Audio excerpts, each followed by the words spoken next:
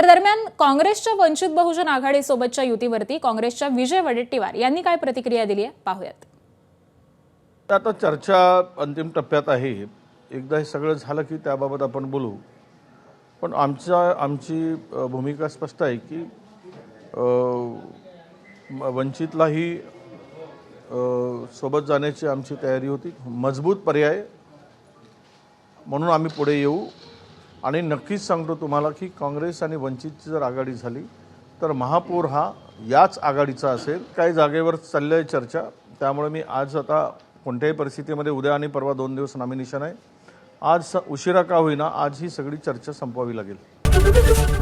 ABP माझा, उघडा डोळे बघा नीट.